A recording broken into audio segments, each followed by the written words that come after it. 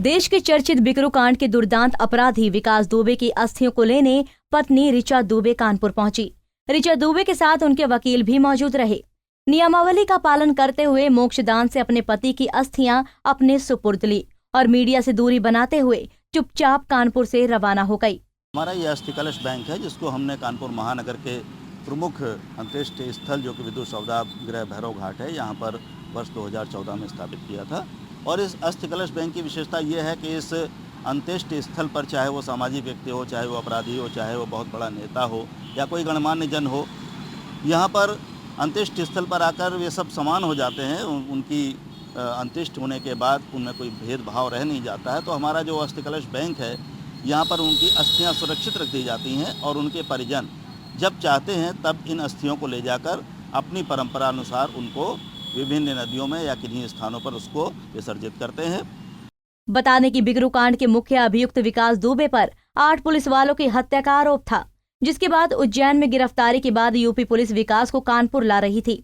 रास्ते में विकास दुबे ने पुलिस का हथियार छीनकर भागने की कोशिश की, जिसके बाद पुलिस मुठभेड़ में विकास दुबे को मौत के घाट उतार दिया गया। इस क्रम में बिकरू कांड के प्रमुख अभियुक्त विकास दुबे, जिसको कि पुलिस एनकाउंटर में मार दिया गया था, उसका भी शवदाह इसी भैरव घाट के अंत्येष्टि स्थल पर हुआ था और उसकी अस्थियां हमारे ही अस्थि कलश बैंक में यहाँ पर रखी गई थी, जिन्हें कि उनकी पत्नी ने और उनके वकीलों आदि ने आकर उन्हें प्राप्त किया है और वे उन अस्थियों का अपनी परंपरा के अनुसार उनका विसर्जन जहाँ भी चाहेंगे वहाँ पर करेंगे।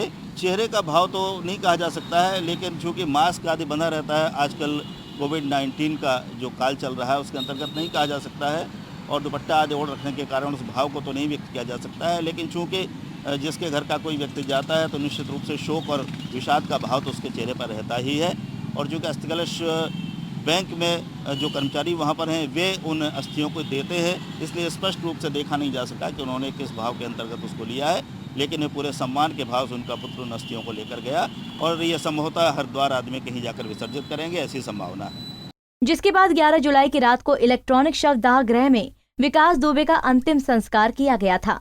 अंतिम संस्कार के बाद विकास की पत्नी कानपुर से रवाना हो चली थी, लेकिन अब 37 दिन बाद अचानक ऋचा दुबे मृतक विकास दुबे की अस्थियां लेने कानपुर पहुंची।